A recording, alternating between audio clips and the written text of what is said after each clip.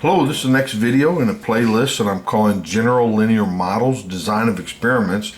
And this is part 5 of a little mini-series within that playlist. Here we're looking at randomized complete blocks ANOVA. And in part 5 we're going to look or think about the treatment effects as random. So random treatment effects. Prior to this, the treatment effects were fixed. And throughout this whole mini-series, we're thinking about the blocks being fixed. But here we're going to experiment with random treatment effects. So the model is y equals x beta plus air, and it can be partitioned into 3 components. Mu, times the vector of 1s, x tau times tau, x beta times beta. And these are associated with the blocks, these are associated with the treatment effects. And now where the taus are random, normal random variables, mean 0, variance covariance matrix sigma tau squared, epsilon is normally distributed mean 0, variance covariance sigma squared I. Taus and the epsilons are independent. Now let's calculate the mean and the variance of y, which will help us in deriving the distributional forms of the sums of squares. So the mean of y, remember, so we're taking it into this piece, and mu and beta are fixed, so they just come out as fixed constants, and expectation goes into the random variables. Both of these have a mean of 0, so we're left with mu1 x beta times beta. Now the variance, since mu and beta are fixed constants, they don't factor into the variance, so it's the variance of these. Now where's the covariance between tau and epsilon? Well, we said they're independent, so that means there's not going to be any covariance in this case. So then here the x tau comes out front, it's transposed out back, and it's the variance of tau. Variance of epsilon is sigma squared I. This is sigma tau squared I, so the I kind of gets absorbed in that matrix product, and we're left with this. Now, in some derivations, we're going to use this piece, but in others, we're going to go one step further. At least it's more clear in my mind to do it like this. Sometimes this, sometimes this. So these x taus create what's called a block diagonal matrix. And the block going down the diagonal is a square matrix of all ones, size b by b. U is a matrix of all ones. And now if there's a number in the exponent, that means how many columns. Number in the subscript is the number of rows, but if the columns are left off, then it's assumed a square matrix. Now the expected value of the sums of squares is this, and I'm going to pass you off to a video that I have called the mean, the variance, covariance of quadratic forms. Now we derived the sums of squares treatment in matrix form, which was this quadratic, this in quadratic form, which means we can use this results from that video. So the expected value of this, it ends up being the trace of this matrix times the variance of y, which is what we derived up here, plus the mean of y, which we derived there, times the matrix in the middle, times the mean of y. Now this piece here is 0, which we'll prove on the next page. So we're going to deal with this piece. Now here, what we do is we take this m tau times I, and that's what we get right here. And then for this piece, we kind of multiply that in and then multiply it into the m tau, and that's the 2 pieces here. Now this right here, so x tau transpose ends up creating an identity matrix times b. And this right here is a block diagonal matrix of 1 divided by b, ub. So the b's cancel, and we're just left with this piece here. because the identity times it, kind of gets absorbed into this. So this is the identity times B. J is a matrix of 1s divided by A times B. So the B in this piece and the divided by B cancel, and we're only left with 1 over A. This piece comes down. Now here, the trace, so this is a block diagonal matrix of all 1s. So essentially we're adding the 1s all the way down this matrix, and it's an AB by AB matrix. So there's going to be AB 1s, which is this. Here, this is a matrix, an AB by AB matrix of all 1s. So we add up the diagonal elements, we get A times B, but the A's cancel. We're left with just B. And then here the trace of M tau minus J is A minus 1.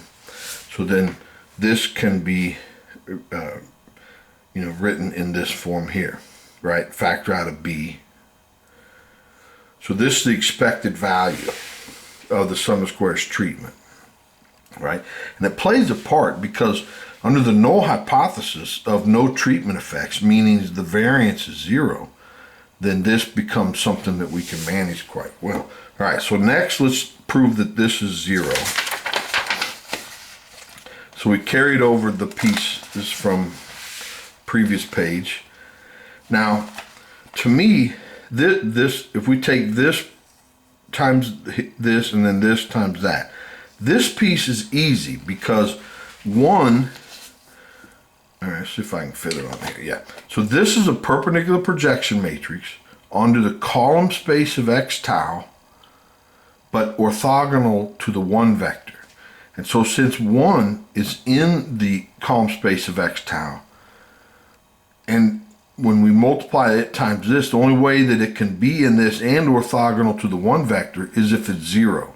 So that goes away. So then we take this times this product and we're here.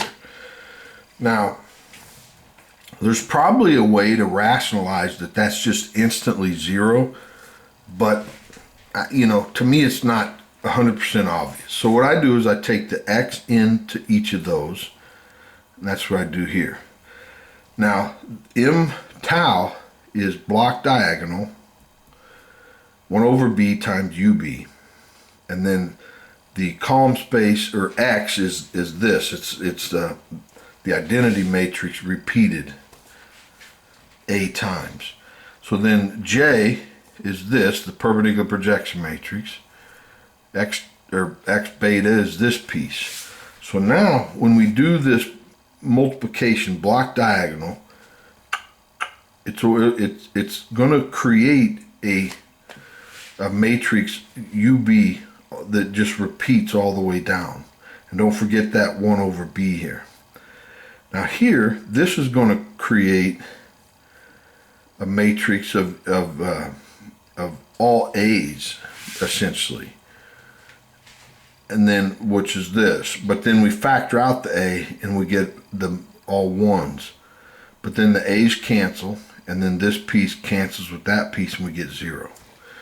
All right. Now I went kind of fast, but it's important that you go through the structure of this and make sure that it's 0.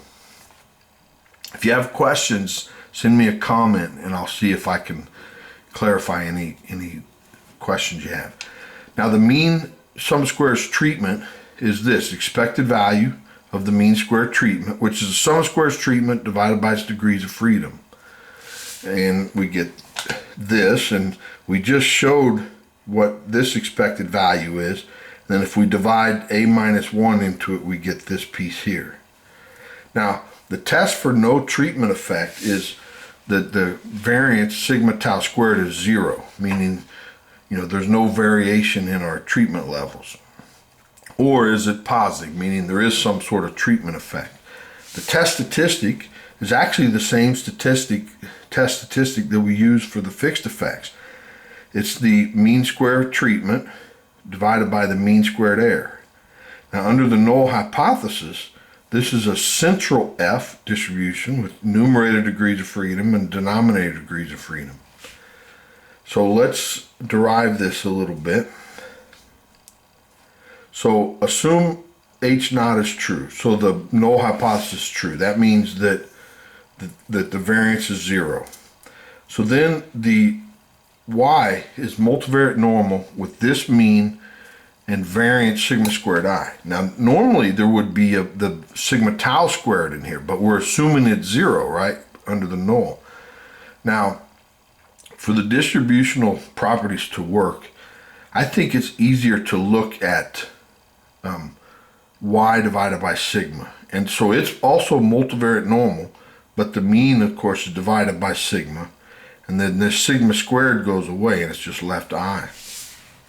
Now, the expected value of this